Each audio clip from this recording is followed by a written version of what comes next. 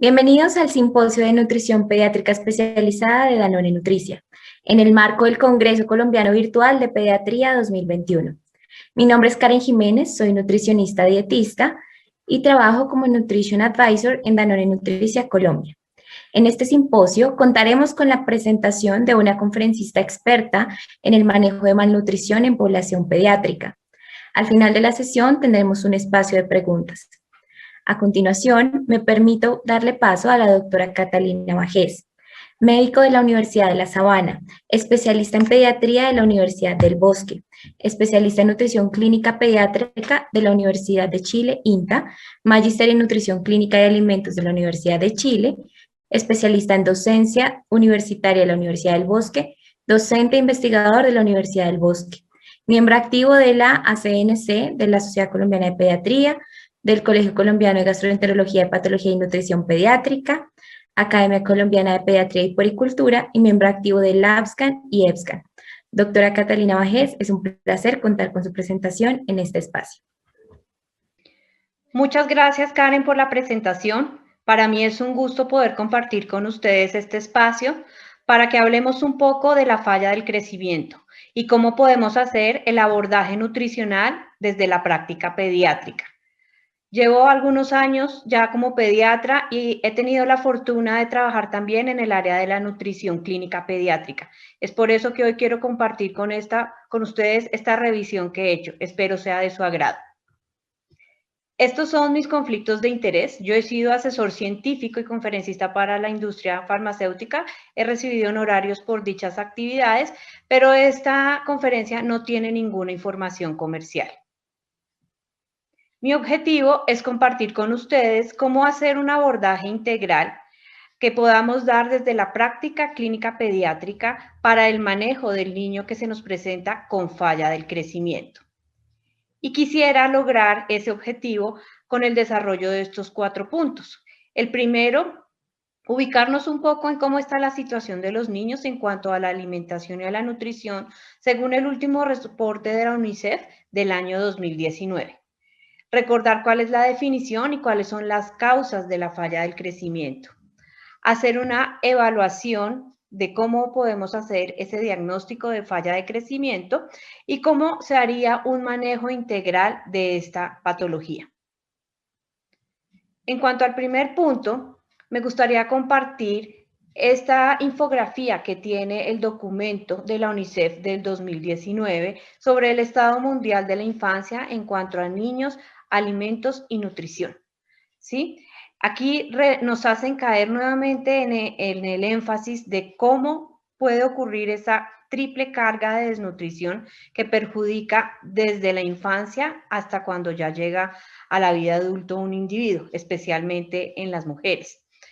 Podemos presentar en este escenario de malnutrición tanto el déficit como el exceso y también el proceso de hambre oculta. En los niños y en los adolescentes, pues claramente la desnutrición va a demostrarse por un retraso en el crecimiento y por procesos de emaciación. ¿Sí? Esto claramente se traduce en un crecimiento deficiente, en una mayor propensión a episodios infecciosos y por ende muerte.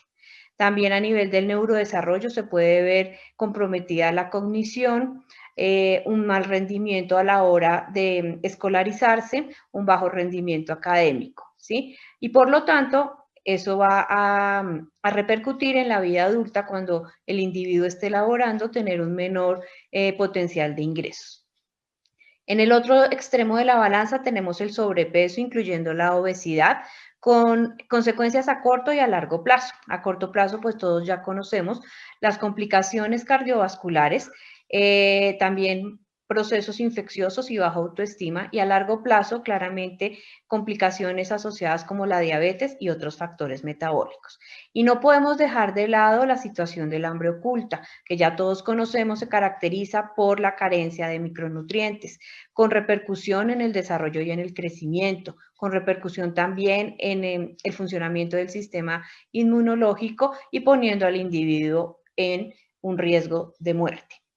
Cuando el individuo crece, pasa ya su etapa de niñez y adolescencia, llegamos a la vida adulta, donde también podemos presentar estas tres fases en ese escenario. La mujer específicamente si está desnutrida, obviamente ya viene con un retraso en el crecimiento, un bajo peso, y si queda en embarazo va a presentar complicaciones perinatales, puede generar partos prematuros con niños con bajo peso al nacer, y también puede programar metabólicamente a ese niño para enfermedades crónicas en su vida futura. En el otro extremo de la balanza, nuevamente en esta etapa de la vida, tenemos el sobrepeso con la obesidad, con complicaciones que ya conocemos se pueden presentar, como la diabetes gestacional, la preeclampsia, complicaciones al momento del parto, ¿sí? Y igualmente el adulto puede presentar carencia de micronutrientes. En el informe nos llaman la atención sobre que cerca de 149 millones de niños menores de 5 años sufren de retraso en el crecimiento y casi 50 millones de los niños menores de 5 años sufren ya de emaciación.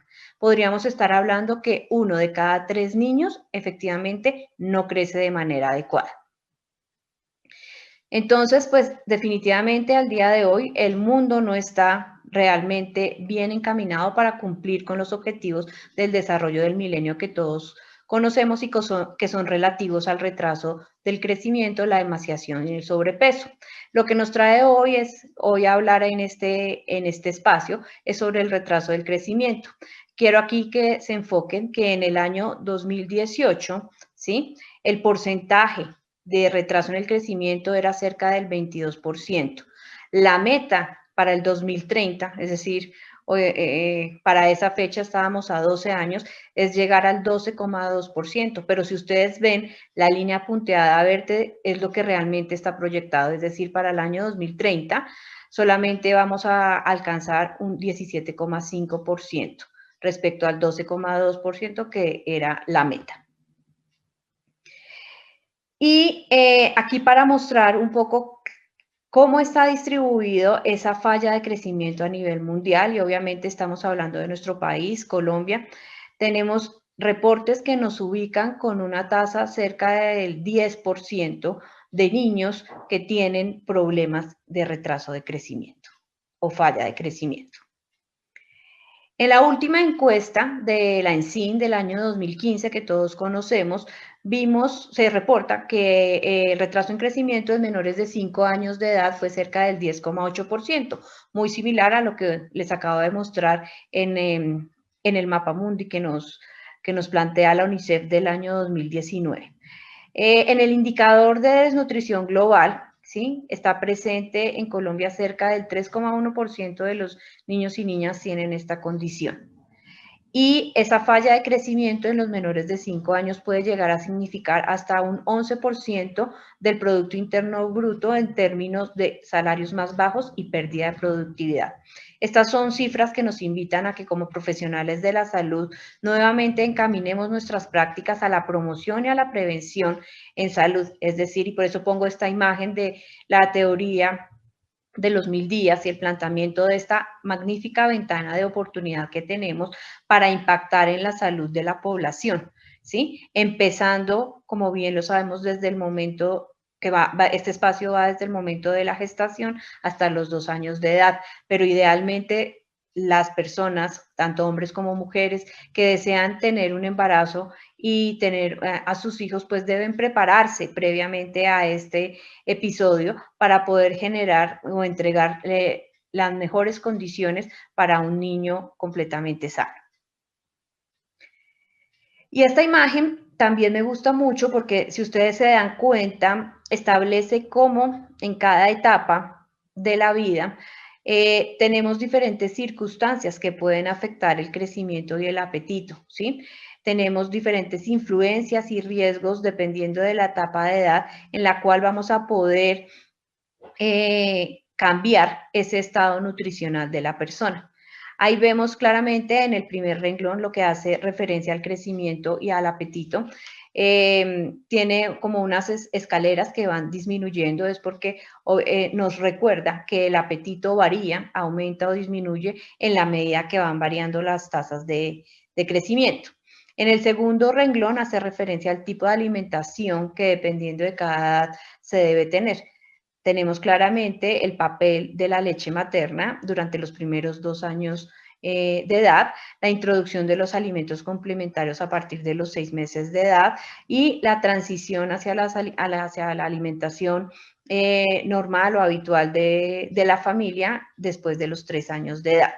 Las influencias también vemos como pues los referentes son los padres o los cuidadores, especialmente en los primeros años de edad, pero pues eso persiste a lo largo del ciclo de la vida. Sin embargo, después de los 2 años de edad, donde la mayoría de niños ya empiezan a estar escolarizados, pues sus pares en las escuelas obviamente van a ser también una parte referente para el consumo de ciertos alimentos. O en la adolescencia, obviamente ya también compartir momentos de alimentación con los amigos también va a influir de forma importante. Y en cada uno de estos momentos, pues tenemos riesgos, como los vemos en el último franja de la imagen, en la cual pues podemos correr riesgos desde el inicio si no promovemos de forma adecuada la lactancia materna. Si exponemos a los niños a productos ultraprocesados, al consumo de bebidas azucaradas, ¿sí? Que pueden ser perjudiciales obviamente para la salud de los niños, la falta de actividad física, va a ir influyendo en cada uno de los momentos del ciclo de la vida. Después de dejar este escenario de cómo se encuentran los niños específicamente en el ámbito de la alimentación y nutrición, quiero que recordemos cuál es la definición y cuáles son las posibles causas de falla del crecimiento. Es un tema bastante amplio, todos ustedes seguramente han leído diferentes definiciones y claramente hay una falta de consenso para delimitar cuál es el concepto tal cual del cuadro clínico. Se sabe que la falla de crecimiento consiste en un crecimiento deficiente respecto a lo que uno espera según las tablas de crecimiento de referencia que se usen en cada uno de los países. Entonces, esto aplica, por tanto, para el niño cuyo peso o ganancia de peso no corresponde de forma adecuada para los niños de su misma edad y sexo. En general, esa pobre ganancia de peso, pues vamos a ver una repercusión en el aumento de la talla y un compromiso también en el perímetro cefálico. Sin embargo, la información disponible sobre la incidencia, la prevalencia de la falla de crecimiento es difícil de establecer, validar y comparar porque los reportes varían dependiendo de las regiones. Clásicamente, se ha definido que dentro de las causas del crecimiento, lo que conocemos pueden haber causas de origen orgánico y no orgánico, pero sea una u otra manera, realmente las causas o los mecanismos que llevan a esta falla del crecimiento radican en estos 3 puntos: en una ingesta calórica inadecuada, en una alteración de la absorción de nutrientes y en un aumento del gasto metabólico. Estos son los 3 puntos, digamos, bases por la cual se genera la falla del crecimiento. Y dentro de cada uno de estos podemos encontrar estos listados que son amplios de causas que generan o esta ingesta calórica inadecuada o la mala absorción de nutrientes o el metabolismo aumentado. Generalmente la más prevalente es la ingesta calórica inadecuada. Sin embargo, pues estas situaciones pueden estar presentes todas al mismo tiempo. En la ingesta calórica inadecuada, por nombrar algunas situaciones, tenemos el reflujo gastroesofágico, la baja producción de leche materna, cuando un niño por alguna razón tiene que usar una fórmula infantil, si esta no se prepara de forma adecuada, puede llevarlo a una falla de crecimiento. Situaciones anatómicas como el labio, el paladar hendido, la incoordinación oral motora o causas no orgánicas como puede ser la negligencia o el abuso infantil. En la mala absorción de nutrientes, quisiera recalcar, y que es muy frecuente en nuestro país, es la deficiencia de hierro que conduce a anemia ferropénica. Tenemos también algunas condiciones gastrointestinales crónicas. Cada vez identificamos más pacientes con fibrosis quística, se presentan más errores innatos del metabolismo, ha aumentado la prevalencia de la alergia alimentaria, especialmente de la alergia a la proteína de la leche de vaca. Todo esto pues condiciona que haya una mala absorción de nutrientes y que pues el individuo no logre cubrir lo que necesita para mantener un buen estado nutricional. Y en el metabolismo aumentado, pues tenemos condiciones quizás un poco más crónicas, como pueden ser infecciones, la displasia broncopulmonar, las cardiopatías congénitas o condiciones inflamatorias intestinales, cáncer, falla renal. Entonces, como ustedes pueden ver, como lo llamo yo, el costal de posibles causas de crecimiento son muchísimas y por esto es muy difícil a veces llegar a un consenso que establezca claramente cuál es el protocolo a seguir en el manejo de cada una de las situaciones, porque pues pueden haber muchas aristas en cada una de ellas. El tercer punto tiene que ver con cómo hacer la evaluación de falla del crecimiento. Entonces, a todos nos enseñaron en nuestras facultades que cuando yo quiero hacer una valoración diagnóstica, pues tengo que contemplar varios puntos. Uno de ellos es la historia clínica detallada, que va acompañada de un examen físico lo más completo posible. Podemos apoyarnos en algunos exámenes bioquímicos y ojalá realizar ya la evaluación nutricional completa, que ya vamos a hablar más adelante, y que incluye estos 3 puntos previos que les he mencionado. En cuanto a la historia clínica, digamos, en pediatría siempre debemos tratar de ser lo más investigadores posibles, ¿sí? En cuanto a la alimentación, nos toca indagar cómo es que es la rutina de alimentación de ese niño que está presentando la falla de crecimiento, cómo es el patrón familiar, ¿sí? Que se establece, quién acompaña al niño, quién proporciona la comida, quién le da los alimentos, cómo son las preparaciones y obviamente indagar sobre los recursos que se tienen para obtener alimentos. Eso también nos va a hablar de la calidad de alimentos que pueda estar ingiriendo ese niño. ¿Sí? En cuanto a antecedentes patológicos, obviamente nos toca investigar si hay alguna enfermedad de base que condicione esta falla de crecimiento o si hay algún antecedente de prematurez que también nos esté llevando a que este niño esté en esta falla, lo estemos considerando dentro del diagnóstico de falla de crecimiento o si ha tenido alguna cirugía, especialmente del tracto gastrointestinal, que pueda interferir en la absorción de los nutrientes. En cuanto a los antecedentes familiares, podemos encontrar que haya posibilidad de algunos trastornos gastrointestinales que también puedan estarse manifestando en este niño, que haya alteración del patrón de la nutrición familiar, que haya trastornos psiquiátricos o cosas como, o situaciones como el abuso de drogas, que hace que los padres o cuidadores no pongan la atención requerida para la alimentación de ese niño y sea un factor, ¿sí?, que conlleve a un factor de riesgo que conlleve al estado de falla de crecimiento en el niño. En la parte social, preguntar cómo es la vivienda, o sea, cómo es el hogar del niño, cómo funciona, cómo es la relación, la empatía entre padres e hijos y qué posibles factores estresores tiene la familia que bien van a alterar todo el ambiente en relación a la alimentación del niño. Y en la revisión de sistemas, por sistemas que hacemos en la historia clínica, pues indagar sobre enfermedades respiratorias agudas o crónicas, problemas gastrointestinales también agudos o crónicos, antecedentes de viajes, ¿sí? Que puedan condicionar que el niño esté presentando esta situación. Al examen físico tenemos que buscar signos clínicos y sus posibles causas. Entonces yo aquí traje algunas. Es como a la inspección podemos darnos cuenta si hay facies dismórficas, ¿sí? Eso puede indicarnos que puede haber una normalidad genética. Si hay presencia de edema, pensar también en algún componente de enfermedad renal o hepático. Si vemos cambios en el pelo especialmente, en la coloración puede haber deficiencia de zinc, si auscultamos algún soplo cardíaco puede haber un defecto anatómico en el corazón, hepatomegalia, ¿sí? Asociada a infección o enfermedades crónicas, cambio en el estado mental, ¿sí? O en la conexión, en el estado de alerta, podemos estar ante un niño con una posible parálisis cerebral o que por las mismas condiciones sociales tenga una pobre interacción con los pares en el ambiente, una pobre relación padre-hijo debido a depresiones, a estrés social, cambios en la piel, ¿sí? También lo podemos ver asociados a infecciones, como, por ejemplo, como el virus de la inmunodeficiencia humana o alergias alimentarias, especialmente la alergia a la proteína de leche de vaca, o incluso pueden ser, si encontramos equimosis, pueden ser signos de abuso. Compromiso respiratorio, no podemos dejar de lado, como les mencionaba previamente, la fibrosis quística, que cada vez la vemos con mayor frecuencia, o ya están en un estado de caquexia, asociado también a parálisis cerebral o patología oncológica.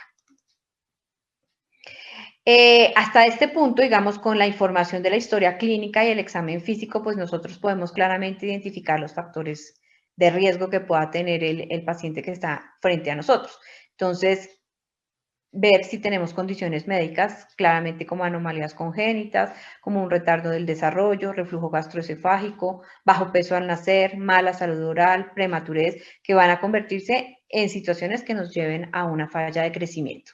O condiciones psicosociales, cuando indagamos, por eso mencionaba sobre averiguar cómo es la rutina de la alimentación, ver si la técnica está de forma adecuada, cuáles son los estresores familiares, si hay violencia intrafamiliar, si los padres o los cuidadores no tienen unas habilidades adecuadas para criar a ese niño, si de pronto estamos ante una madre, si es un lactante pequeño, si hay una depresión posparto, si hay pobreza, abuso de sustancias, aislamiento social o los cambios o las tendencias de alimentaciones diferentes a las habituales que generen, que pongan a ese niño, por ejemplo, en una alimentación restrictiva.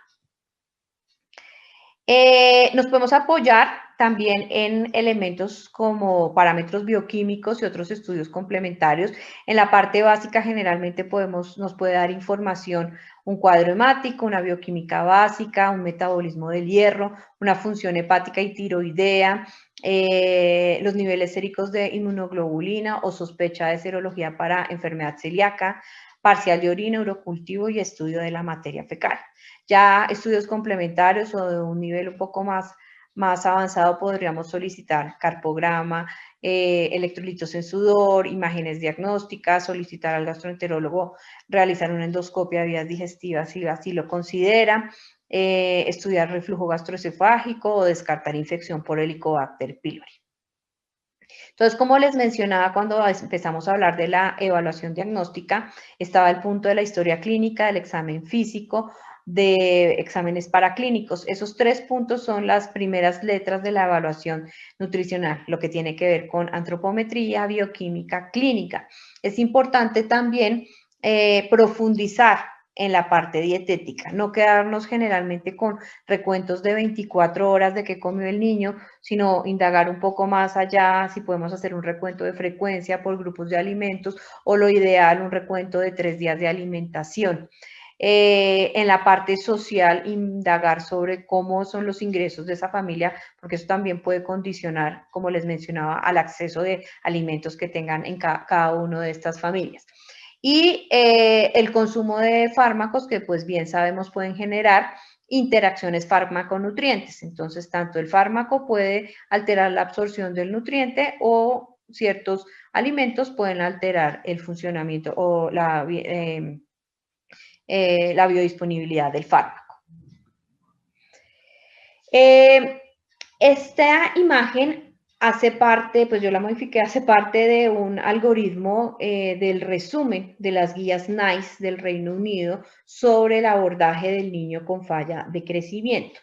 Entonces, ellos clásicamente pues plantean que debemos tener en cuenta el peso al nacer y ver cuál es la tendencia que tiene ese peso desde el momento del nacimiento y cuál sería el umbral de preocupación en el cual tendríamos que entrar a considerar que este niño está o en un riesgo o ya como tal en la falla de crecimiento. Entonces, si tenemos un peso al nacimiento que lleva esa misma curva y se ubica ese peso actual por debajo de menos 2 desviaciones estándar, podemos estar ante un niño que tiene falla de crecimiento. Si venía por el carril más o menos de menos 1 desviación estándar y cae un carril, va a quedar también debajo de menos 2 desviaciones estándar.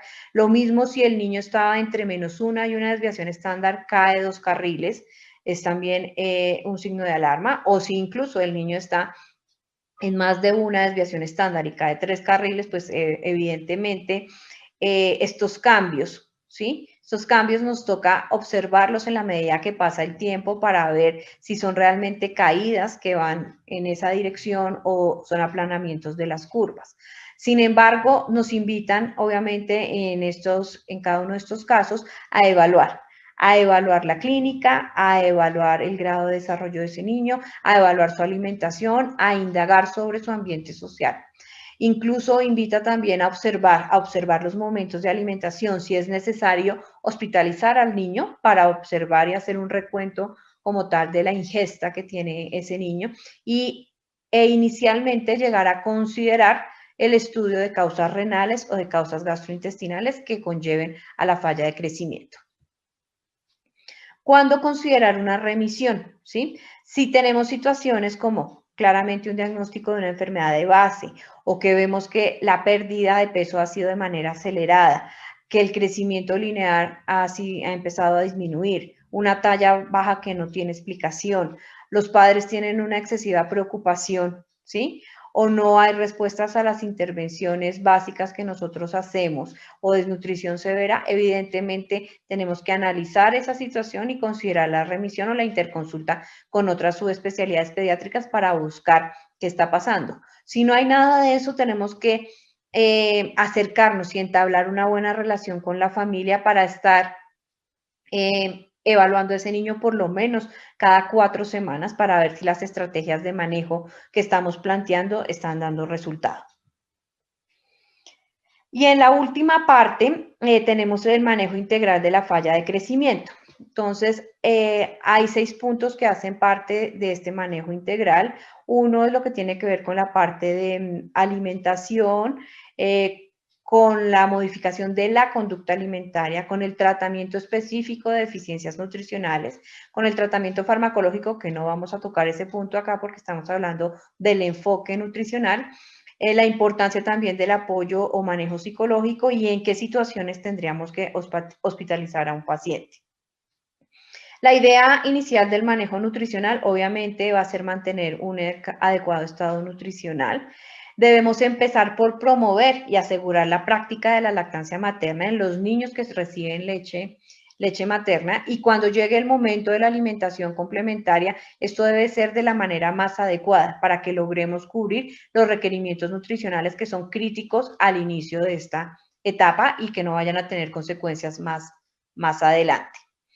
Eso implica que desde ese momento hay que orientar al padre y al cuidador sobre las rutinas de alimentación, sobre dónde se reciben los alimentos, permitir todo el tema de las interacciones sensoriales, ¿sí? Evitar distractores, evitar dispositivos electrónicos para que los niños coman, hay que permitir que ellos toquen, que se unten. Todo eso va a generar un mayor acercamiento y una mayor aceptación de una variedad de alimentos. Cuando por alguna razón esto no funciona y se empieza a hacer el diagnóstico, a tener la alerta de que este niño puede llegar a una falla de crecimiento, entre más temprano lo hagamos, pues eso va a contribuir a que se disminuyan las complicaciones y se mejore no solamente la parte de crecimiento físico, sino también la parte del desarrollo neurocognitivo y la función del sistema inmunológico. Dentro de esas estrategias de manejo, digamos que podemos recomendar, ¿sí? Es educar a la familia sobre, al momento de la elección de los alimentos, hay que enseñarle a los padres cuál es la cantidad adecuada para cada edad, ¿sí? Qué tipo de alimentos y en qué texturas los pueden recibir. Cómo mejorar el aporte energético y de nutrientes, en caso, por ejemplo, que los niños consuman pocos volúmenes, ¿sí? Pensar en algún momento, si es necesario, usar alimentos fortificados densamente energéticos, pero que nos aporten todos los nutrientes, y apoyarnos muchas veces, siempre parte del equipo es el apoyo con nutrición clínica pediátrica. Paralelo a eso están las estrategias de alimentación. Los momentos de comida deben convertirse en un ambiente positivo, no pueden haber gritos, no puede haber estrés, porque si no, más se va a bloquear ese momento. Permitir que el niño se autoalimente, ¿sí? Que explore, que él mismo se lleve los alimentos, pero siempre garantizando que consuma las porciones. Comer en familia, generar el ejemplo, ¿sí? Siempre el padre o el cuidador va a ser el referente y los niños todos sabemos que imitan. Dejarlo untar, mantener igual un tiempo definido de alimentación. Se sabe que en promedio usamos 30, por mucho 40 minutos, porque ya después realmente de 30 minutos cualquier persona ha perdido la atención en en la actividad que se esté desarrollando. Mantener una rutina, nunca obligar. Se insiste, pero jamás se obliga. Y no considerar a los alimentos como premios ni castigos. La alimentarse hace parte de las necesidades fisiológicas que tenemos. Este decálogo me gustó mucho, está publicado el año pasado en la Asociación Española de Pediatría, en su revista de Pediatría Integral, en el cual pues hablan del decálogo básico para corregir comportamientos en la alimentación de un niño que tiene falla de crecimiento. Hablan de la oferta variada de alimentos, ¿sí? En un ambiente lo más agradable posible, evitando los distractores que veníamos hablando, uso de aparatos electrónicos, televisión, evitar conductas de lucha o de fuerza al momento de la comida. Como los niños aprenden por imitación, entonces uno como padre o cuidador pues debe primero modificarse uno antes de querer modificar la conducta del niño. La aversión por ciertos alimentos, eso es normal de ciertas etapas de la infancia. Hay que exponer a un niño repetidamente. Uno no puede decir que antes de 20 veces de haber expuesto al niño a un sabor original del alimento, no podemos decir que no le gusta. Entonces hay que insistir, insistir, insistir. Variedad, ¿sí? Variedad en los alimentos, dependiendo de la edad, ayudarlos a integrar a la preparación de los alimentos. Los niños generalmente son los que definen la cantidad que ellos consumen, pero lo que propone los alimentos va a ser los cuidadores. Los padres no se pueden convertir en los esclavos de lo que el niño quiera, ¿sí? Si el niño no come, listo, hasta el siguiente horario de comida, no gritamos, no regañamos ni nada de eso. Y se deja, y se lleva la rutina de la alimentación. Todo esto pues hace parte importante de los consejos que debemos darle a los padres y cuidadores.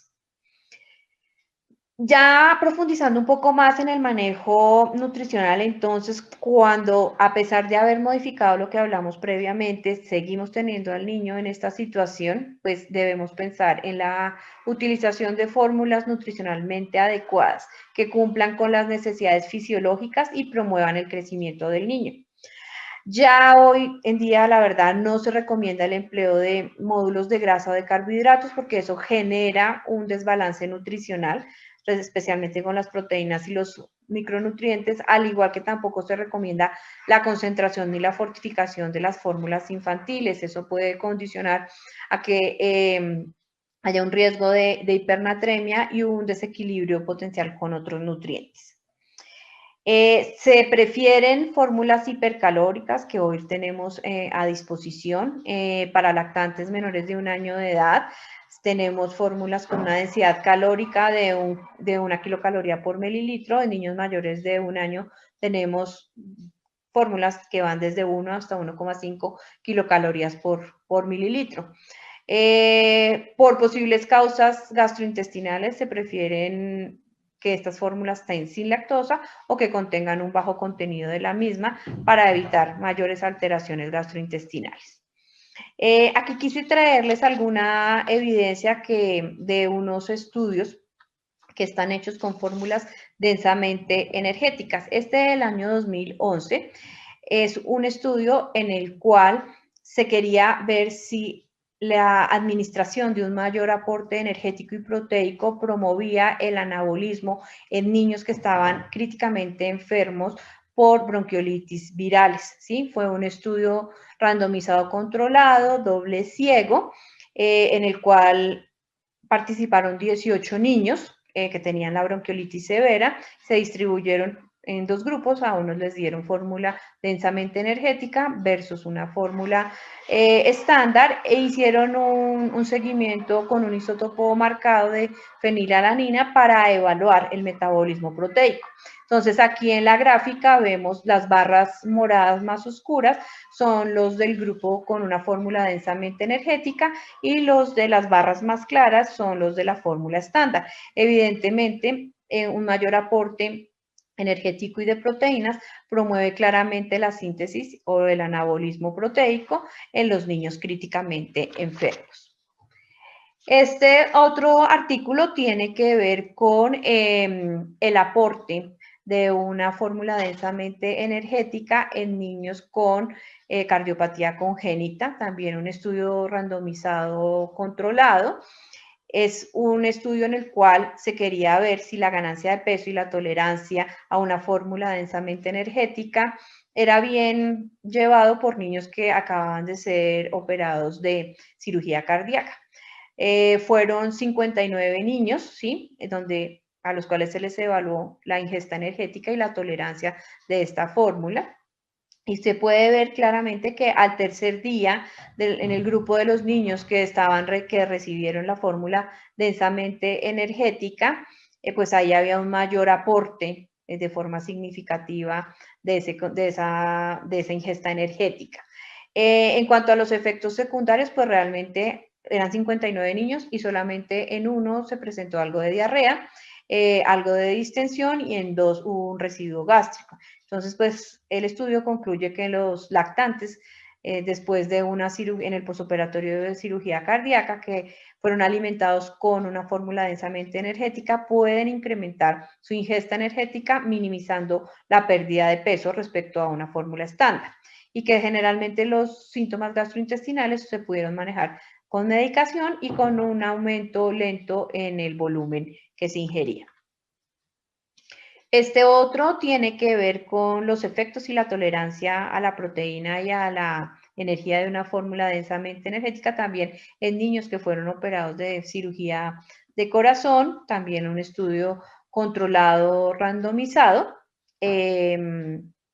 Aquí participaron 50 niños y a los cuales les evaluaron el volumen y la tolerancia, y aquí claramente podemos ver en el paso de los días que al segundo día ya los niños del grupo con una fórmula densamente energética, que es el de las barras moradas más oscuras, tenían un balance nitrogenado positivo y esto se hizo de forma, pues ese balance de positivo nitrogenado fue mucho más acelerado.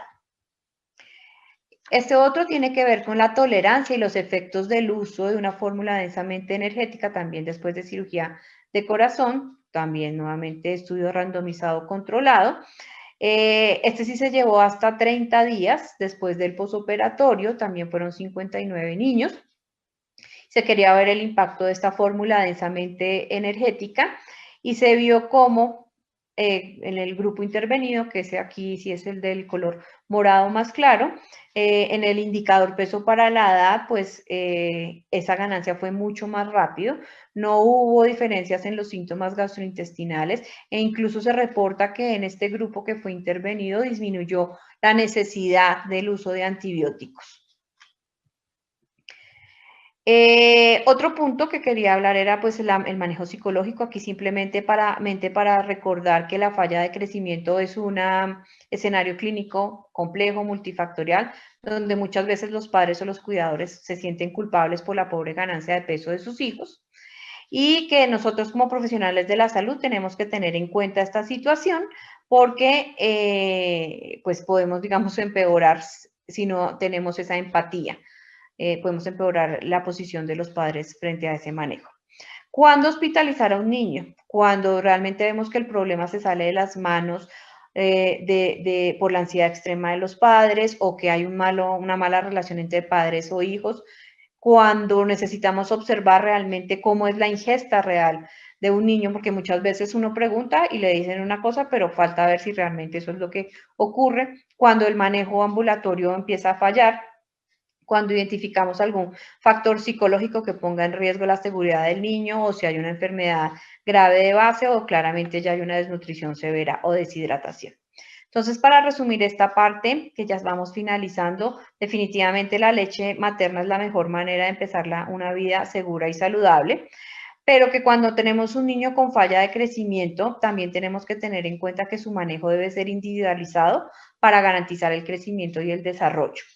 Que cuando yo doy un soporte nutricional, este debe ser completo, equilibrado, suficiente y adecuado. Que si yo tengo que suspenderlo, va a depender de esa respuesta clínica que tenga el paciente y si hay complicaciones asociadas. Y cuando yo decido usar algún producto para el manejo de la falla del crecimiento, debo considerar la edad del niño, su aporte calórico, la adherencia a las indicaciones de la alimentación y las posibles comorbilidades. Entonces, para que nos llevemos al consultorio o a la clínica, tenemos que recordar que el manejo de cada paciente debe ser individualizado y que debe hacerse un abordaje integral. Que el diagnóstico entre más temprano sea y el manejo sea el adecuado, pues disminuiremos la carga que genera esta enfermedad y las complicaciones.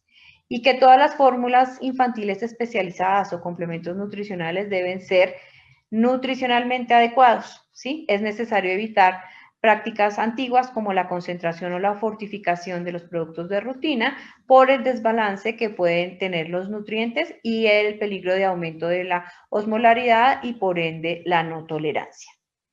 Muchísimas gracias por su atención. Doctora Catalina, gracias por su excelente ponencia. A continuación, iniciaremos la sesión de preguntas y respuestas. La primera pregunta que tenemos es ¿cómo detectar de forma oportuna la falla de crecimiento? Bueno, Karen, mira, yo creo que ahí es importante que nosotros como profesionales de la salud logremos tener un control periódico y frecuente de los niños. Eso nos va a permitir que con la herramienta que generalmente usamos, que es la antropometría, nosotros podamos ver cuál es la tendencia que está llevando ese niño en las curvas. Entonces, si logramos que, y así lo dicta, por ejemplo, la guía de control de crecimiento y desarrollo para los primeros 10 años de edad en Colombia, es que los niños deben tener un seguimiento periódico y no cada año, cada 6 meses.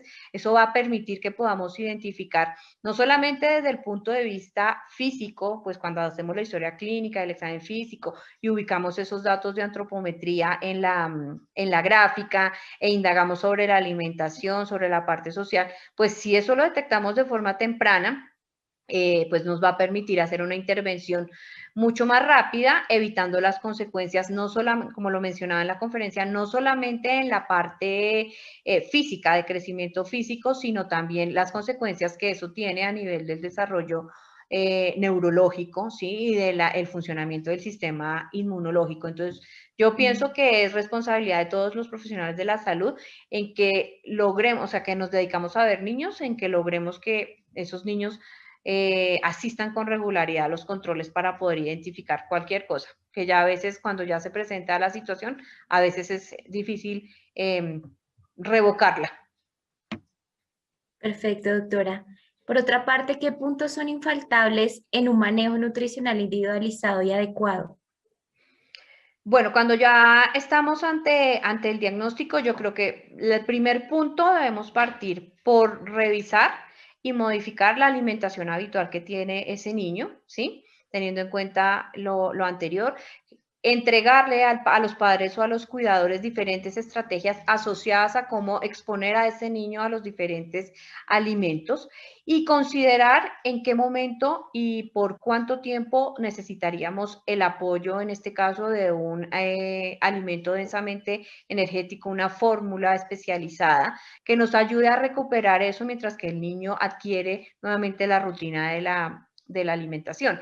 Y esto también, obviamente, debe hacerse seguimiento, ¿sí? No es que se vaya a quedar eternamente, sino lo debemos manejar como se maneja, no sé si llegar a ser un paralelo entre un medicamento, pero esto lleva un tiempo y por eso requiere un seguimiento adecuado para ver cuáles son, que si realmente está teniendo los efectos, que se está manejando de la forma adecuada y que estamos evitando posibles complicaciones a futuro. Pero entonces yo resumiría en que tenemos que modificar la alimentación habitual, entregar estrategias y considerar el uso de alguna fórmula especializada por un tiempo determinado, dependiendo de la edad del niño, de la adhesión y la adhesión al mismo manejo. Gracias, doctora. Y finalmente, teniendo en cuenta el panorama que nos presentó de malnutrición, ¿usted qué tiene en cuenta a la hora de seleccionar el soporte nutricional? Bueno, aquí, pues como vimos en las primeras diapositivas, la situación es crítica, sobre todo para países en vía de desarrollo como el de nosotros. Nosotros tenemos lo que llamamos esa doble carga nutricional en nuestro país y tenemos tanto exceso, pero también el déficit sigue siendo de manera importante. Se plantean cifras prácticamente que 1 de cada 3 niños menores de 5 años tiene un retraso en el crecimiento. Entonces, ahí hay que considerar, obviamente, la oferta que tenemos, ¿sí? La oferta que tenemos, estar seguros que ese soporte nutricional es un soporte completo, es adecuado para el rango de edad de ese niño, va a cubrirme todos los requerimientos. Importante también el manejo de los volúmenes que haya que aportar, porque sabemos que muchas veces si este niño ya de por sí, por su historia, viene comiendo poco, pues también eso es un punto importante a considerar. Es lograr que en un volumen más pequeño, ojalá podamos darle un mayor número de nutrientes para lograr ese objetivo de entrega de energía, de proteínas, de micronutrientes, ¿sí? Y eso sería como los puntos a tener en cuenta. Y ojalá también, pues obviamente se mantengan incluidos dentro del plan básico de salud que tenemos en el sistema de salud para garantizar la entrega y el consumo del mismo. Perfecto, doctora. Muchísimas gracias por las respuestas a estas preguntas. Y Con mucho gusto. finalmente, gracias. Finalmente, doctora Catalina y asistentes, desde el área médica, queremos agradecerles por su participación en este importante evento académico sobre nutrición especializada y esperamos que los temas abordados sean de gran utilidad para su práctica clínica cotidiana. Muchas gracias por la participación.